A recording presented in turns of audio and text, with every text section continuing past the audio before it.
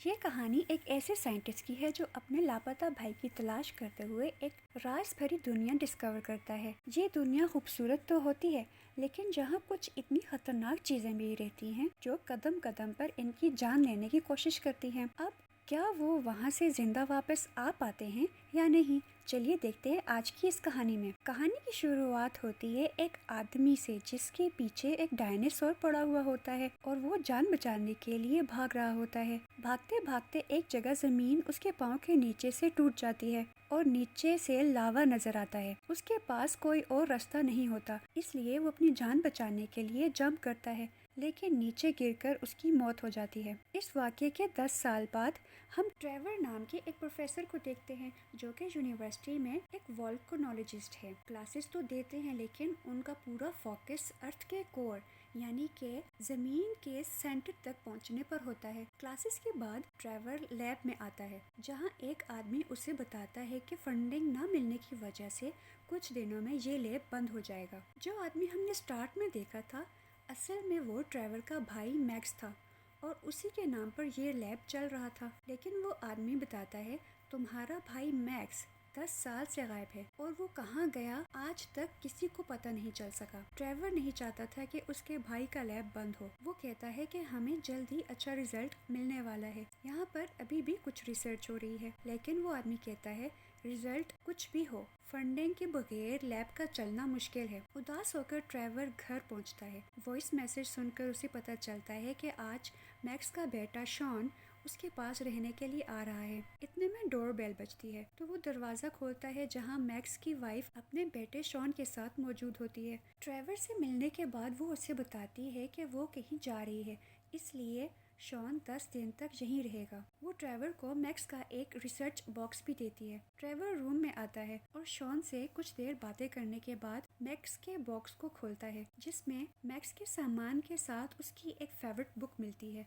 जिसका नाम होता है journey to the centre of the earth, जिसको लिखा होता है प्रोफेसर जूल्स ने, और ये एक साइंस फिक्शन बुक थी। ट्रेवर जब बुक को देख रहा होता है तो उसे अपने भाई के लिखे हुए कुछ नोट्स मिलते हैं। इसमें 3 जगहों के बारे में लिखा होता है, मंगोलिया, बोलिविया और हवाई। इन नोट्स को देखकर उसे कुछ याद आता है। ट्रेवर शॉन को साथ लेकर लैब में जाता है। वहाँ कंप्यूटर में कुछ चेक करने पर उसको पता चलता है कि इन 3 जगहों का वेदर कंडीशन बिल्कुल वैसे ही है जैसी 10 साल पहले थी और मैक्स भी 10 साल पहले ही गायब हुआ था। फिर उसे कंप्यूटर में चेक करने पे पता चलता है कि इन 3 जगहों के अलावा एक और जगह भी है जिसका वेदर उन सब से मैच करता है और वो जगह होती है आइसलैंड। ट्रेवर आइसलैंड जाना चाहता है और शॉन को बताता है, तुम्हारे डैड और मैं हमेशा वोल्केनिक ट्यूब्स के बारे में बात करते थे। हो सकता है कि वोल्केनो के अंदर ट्यूब्स हों जिनके थ्रू अर्थ के सेंटर तक पहुंचा जा सकता हो, और बुक के मुताबिक अर्थ के अंदर एक और दुनिया भी है। ट्रेवर को लगता है कि मैक्स इसी रिसर्च पर आइसलैंड गया था और इस बुक में लिखी गई बातें सच हैं, इसलिए ट्रेवर आइसलैंड जाने का फैसला करता है। ये सुनकर शॉन भी उसके साथ चलने के लिए कहता है, लेकिन ट्रेवर मना कर देता है। शॉन के बार बार जिद करने पर ट्रेवर मान जाता है। दोनों फ्लाइट से आइसलैंड की तरफ चल पड़ते हैं। फ्लाइट में ट्रेवर को बुक रीड करते हुए प्रोफेसर सिगॉर्बियन का नाम मिलता है। ट्रेवर को लगता है कि शायद मैक्स की तरह ये भी एक रिसर्चर होगा। शॉन गूगल से उसकी पूरी डिटेल निकाल लेता है। उसके बाद दोनों सिगॉर्बियन के घर जाने का प्लान बनाते हैं। फ्लाइट से उतरने के बाद दोनों प्रोफेसर सिगॉर्बियन के घर की तरफ रवाना हो जाते हैं। घर पहुंचकर नॉक करते हैं तो उन्हें हाना नाम की एक लड़की मिलती है। ट्रेवर कहता है कि हम सर सिगॉर्बियन से मिलने आए हैं। हाना कहती है कि मैं उनकी बेटी हूँ और उन्हें मरे हुए कई साल गुजर गए हैं। अंदर आने के बाद ट्रेवर बताता है कि वो इस बुक को फॉलो करते हुए यहाँ पहुँचा है और अपने भाई मैक्स के बारे में भी सब कुछ बताता है। हाना कहती है कि ये सब बातें थ्योरीज हैं, रियल वर्ल्ड में ऐसा कुछ नहीं। वो अपने फादर की भी एक सेम बुक दिखाती है और कहती है उसके फादर भी थ्योरी पर काम कर रहे थे। मैक्स भी उन्हीं लोगों में से था जो बिलीव करता था कि अर्थ के कोर तक पहुंच सकते हैं। ट्रेवर कहता है कि मैं मेरे भाई की तरह प्रोफेसर होने के साथ साथ साइंटिस्ट भी हूँ और यहाँ तक आया हूँ, तो मैं एक बार उस जगह जरूर जाना चाहूंगा। वो कहता है यहाँ से कुछ दूर नॉर्थ में मुझे कुछ वॉल्केनिक ट्यूब्स होने के सिग्नल्स मिले हैं। हाना कहती है मैं माउंटेन गाइड हूँ तो मैं ले जा सकती हूँ, लेकिन मैं पर हार चार्ज लूंगी। अगली सुबह हाना, ट्रेवर और शॉन के साथ पहाड़ों की तरफ चल पड़ती है। तीनों पहाड़ पर चढ़ के काफी दूर ऊपर पहुंच जाते हैं। वहाँ ट्रेवर को एक वोल्केनो सेंसर मीटर मिलता है। ये सेंसर वोल्केनो की रीडिंग्स को नोट करता है। जैसे ही ट्रेवर उसे निकालने लगता है वहाँ पर थंडर लाइटनिंग होने लगती है। थंडर लाइटनिंग शुरू होते ही हाना थंडर लाइटनिंग से बचने के लिए शॉन को एक केव में ले जाती है। ट्रेवर सेंसर को निकाल लेता है, तभी थंडर लाइटनिंग होने लगती है और ट्रेवर सेंसर को लेकर भागने लगता है। हाना कहती है कि सेंसर को फेंक दो क्योंकि वो लाइटनिंग को अपनी तरफ अट्रैक्ट कर रहा है। ट्रेवर उस सेंसर को फेंक कर केव में जंप लगाता है। थंडर लाइटनिंग की वजह से माइन गिर जाती है और रास्ता पूरी तरह से बंद हो जाता है। हाना बैग से फ्लैश लाइट निकाल कर सबको देती है। शॉन पैनिक हो जाता है और कहता है हम सब यहाँ से बाहर कैसे निकलेंगे, फोन के सिग्नल भी नहीं थे। हाना कहती है इतने सारे पत्थरों को हम हटा नहीं सकते, ये रास्ता बंद हुआ है तो दूसरी तरफ जरूर खुलेगा। वो इस माइन में आगे बढ़ते हैं।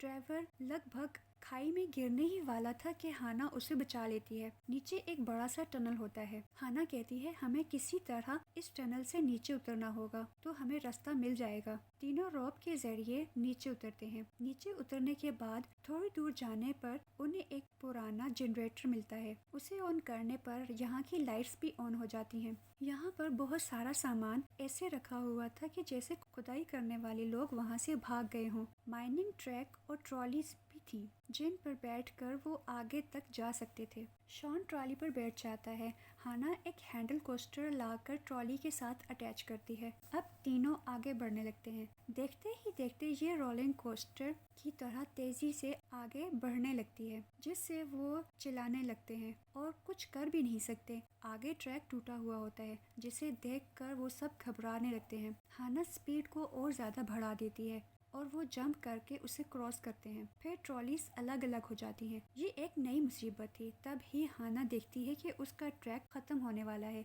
इसलिए वो जंप करके ट्रेवर की ट्रॉली में आ जाती है। अब वो दोनों देखते हैं कि उनकी ट्रॉली का ट्रैक भी खत्म होने वाला है। इससे पहले ही हाना एक रस्सी निकालकर पटरी पर फेंक देती है और दोनों जंप लगाकर ट्रॉली से उतर जाते हैं, जिससे उनकी जान बच जाती है। शॉन का ट्रैक बिल्कुल ठीक होने की वजह से वो बिल्कुल सही सलामत उनके पास आ जाता है। जहाँ पर उनकी ट्रॉली क्रैश हुई थी वहाँ पर अंदर एक दूसरी जगह भी थी। वो सब और देखकर हैरान रह जाते हैं क्योंकि इस जगह पर बहुत सारे डायमंड्स थे। शॉन कुछ डायमंड्स अपने बैग में डाल लेता है। ट्रेवर समझ जाता है और कहता है कि हम अब वोल्केनो ट्यूब के अंदर हैं, जहाँ से वोल्केनो eruption होती है और यहाँ बहुत सारे डायमंड होने का मतलब ये है कि ये एक अबैंडन्ड माइन है, यानी हम अर्थ के कोर के करीब हैं। फिर उन्हें महसूस होता है कि वो जहाँ खड़े हैं वो सरफेस बहुत कमजोर है। थोड़ा सा भी वेट ज्यादा होने पर ये सरफेस टूट सकती है। वो समझ जाते हैं कि सरफेस टूटने से पहले ही उन्हें यहाँ से वापस निकलना होगा। वो ऐसा ही करने की कोशिश करते हैं। उसी वक्त शॉन के बैग से एक डायमंड गिरता है और सरफेस टूटकर तीनों नीचे गिरने लगते हैं। काफी देर गिरने के बाद वो पानी के एक पॉन्ड में गिरते हैं। किसी तरह पानी से बाहर निकलते हैं और आपस में बात करते हुए ऊपर दिखते हैं। वहाँ उन्हें शाइनिंग बर्ड्स दिखाई देते हैं जो उनकी तरफ आ रहे होते हैं। सब इतने खूबसूरत बर्ड्स को देख के बहुत ज्यादा हैरान रह जाते हैं। एक बर्ड शॉन के पास आता है। वो सब उसे देखते रह जाते हैं। वो शाइनिंग बर्ड्स एक टनल की तरफ जाते हैं। ये तीनों भी उन बर्ड्स का पीछा करते हुए टनल से बाहर आते हैं तो सामने एक पूरी नई दुनिया होती है। ट्रेवर और हाना को यकीन हो जाता है कि मैक्स और हाना के फादर सही थे। ये सेंटर ऑफ द अर्थ है, यानी एक दुनिया के अंदर दूसरी दुनिया। जूल्स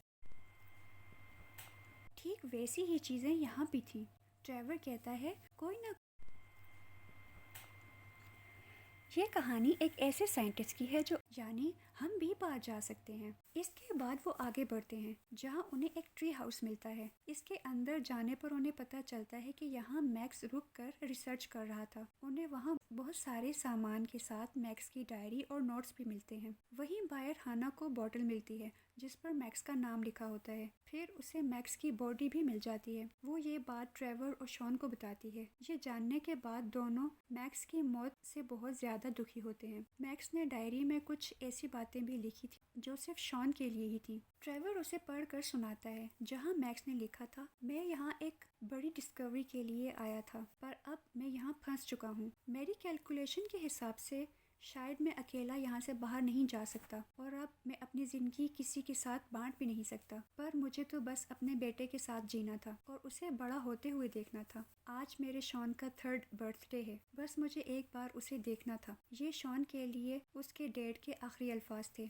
इसे सुनने के बाद शॉन रोने लगता है। मैक्स के नोट से उन्हें पता चलता है कि यहाँ का टेम्परेचर कभी भी 200 डिग्रीज तक पहुँच सकता है। शॉन मीटर देखकर बताता है अभी टेम्परेचर 95 डिग्रीज है। ट्रेवर कहता है कि जब हम यहाँ आए थे तब टेम्परेचर 82 डिग्रीज था, यानी टेम्परेचर तेजी से बढ़ रहा है। शायद एक दिन के अंदर ये टेम्परेचर 200 डिग्रीज तक पहुँच जाएगा। फिर हाना मैक्स के नोट को आगे पढ़ती है जिसमें लिखा होता है कि जूल्स की बुक के मुताबिक उन्हें नॉर्थ डायरेक्शन में आगे जाना होगा। इसके बाद एक केव में गाइजर नाम का एक गर्म पानी का वाटरफॉल मिलेगा जो कि ऊपर की तरफ यानी ऑपोजिट डायरेक्शन में बह रहा होगा, यानी जिससे वो अर्थ की सरफेस तक पहुंच सकते हैं। इसके बाद वो वहां तक पहुंचने के लिए प्लान बनाते हैं और लकड़ियों को इस्तेमाल करते हुए एक बोट तैयार करते हैं। टेम्परेचर मुसलसल बढ़ रहा होता है। इससे पहले कि यहाँ का टेम्परेचर बहुत ज्यादा हो जाए, बोट तैयार होते ही तीनों निकल जाते हैं। बोट की स्पीड बढ़ाने के लिए वो मैक्स का पैराशूट यूज करते हैं। अब उनकी बोट समंदर में तेजी से आगे बढ़ रही थी।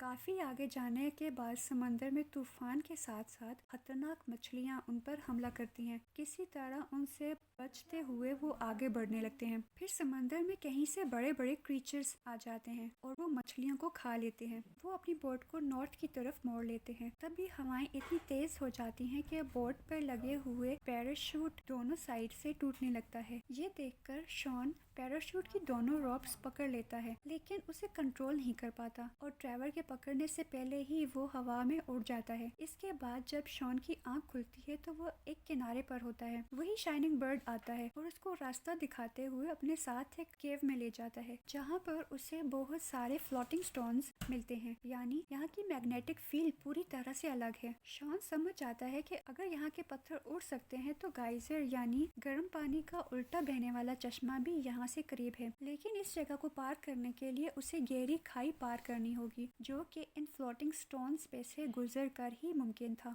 इसलिए वो इन फ्लोटिंग स्टोन्स पे से जंप करता हुआ बहुत मुश्किल के बाद उन्हें पार कर लेता है। वहीं दूसरी तरफ ट्रेवर और हाना को दिखाते हैं जो कि अब किनारे तक पहुंच गए हैं, लेकिन उन्हें शॉन की बहुत ज्यादा फिक्र हो रही थी। हाना ट्रेवर से कहती है तुम फिक्र नहीं करो, शॉन एक स्मार्ट बच्चा है, वो हमारा प्लान जानता है, वो किसी भी तरह नॉर्थ की तरफ जाएगा। वो अब बात कर ही रहे होते हैं कि हाना पर एक फ्लैश ईटिंग प्लांट अटैक करता है और अपनी टहनियों से उसका गला दबाने लगता है। ट्रेवर की और उस पौधे की फाइट होती है। इसके बाद वो उसे जड़ से उखाड़ देता है। दोनों वहाँ से अपनी जान बचाकर निकल जाते हैं। इधर शॉन आगे बढ़ता हुआ एक ऐसी जगह चला जाता है जहाँ डायनासोर के जायंट स्कल्स पड़े हुए थे। तभी उसे गुर्राने की आवाज सुनाई देती है जिससे डर कर वो एक चट्टान के पीछे छुप जाता है। यहाँ ट्रेवर और हाना रिवर तक पहुँच जाते हैं जिस जगह पे उन्हें गाइजर नाम का वाटरफॉल मिलेगा। उन्होंने सोचा कि कैसे भी करके शॉन यहाँ तक पहुँच जाएगा, पर वो अभी तक यहाँ नहीं पहुँचा था, इसलिए ट्रेवर उसे ढूंढने के लिए जाने वाला था। इस पर हाना कहती है कि मैं नदी पर तुम्हारा इंतजार करूंगी, मुझे लगता है कि शॉन आस पास ही है, तुम उसे ले आओ। ट्रेवर शॉन को ढूंढने जाता है। इधर शॉन छुपा हुआ था, तभी एक डायनासोर उस पर अटैक करता है जिससे वो चिल्लाता हुआ भागने लगता है और उससे बचने के लिए एक चट्टान के बीच में छुप जाता है। इससे पहले कि डायनासोर उससे खा लेता, ट्रेवर शॉन की आवाजें सुनकर वहाँ पहुँच जाता है और एक तरह से चट्टान को तोड़कर शॉन को बचा लेता है। वो देखते हैं सामने गाइजर होता है, वो उसकी तरफ भागते हैं। डायनासोर भी उनके पीछे भागता है। ट्रेवर समझ जाता है कि जिस सरफेस पे वो भाग रहे हैं वो पतली है। वो शॉन को दूसरी तरफ भागने को कहता है और डायनासोर को अपने पीछे दौड़ाने लगता है। अब जब डायनासोर ट्रेवर तक पहुंचने ही वाला होता है तभी जमीन टूटने लगती है और डायनासोर नीचे गिर जाता है, पर ट्रेवर किसी तरह चट्टान पकड़कर अपनी जान बचा लेता है। दोनों उस नदी तक पहुंच जाते हैं जिसका पानी मुसलसल गर्म हो रहा था। आगे बढ़ने के लिए उन्हें बोट की जरूरत थी। तभी हाना एक बोट की जगह डायनासोर का स्कल ले आती है। फिर वो तीनों वहाँ से आगे बढ़ने लगते हैं। कुछ दूर जाते ही एक स्लोप आता है और बोट अनकंट्रोलेबल हो जाती है और पानी भी वहाँ पर खत्म हो जाता है। बोट नीचे गिरकर पत्थरों के बीच में फंस जाती है। नीचे उबलता हुआ लावा दिखाई देता है जिसे देखते ही वो डर जाते हैं कि अब हमारा क्या होगा। ट्रेवर कहता है कि गाइजर बंद हो चुका है, हम लेट हो गए। असल में गर्म पानी के उल्टे बहते हुए वाटरफॉल का मतलब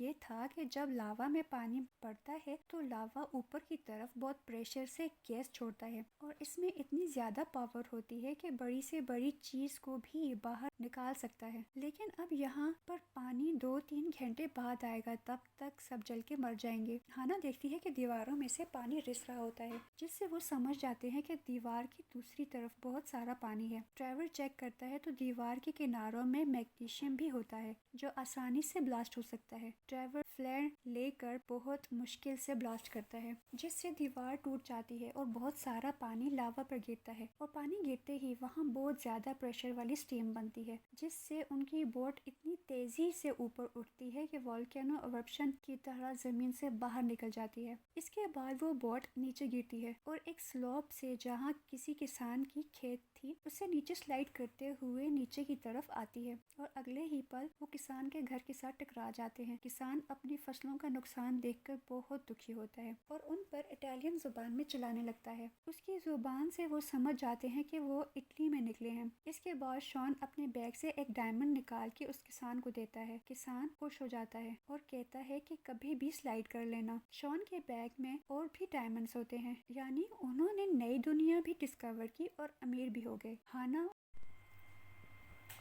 अब कहानी के आखिर में हम देखते हैं कि ट्रेवर ने अपने भाई की लैब जो फंडिंग न मिलने की वजह से बंद होने वाली थी दोबारा से रीओपन कर ली। अब जब शॉन वापस घर जा रहा होता है तो ट्रेवर उसे उसके डैड की दूसरी बुक देता है जिसका नाम होता है लॉस्ट सिटी ऑफ एटलांटिस।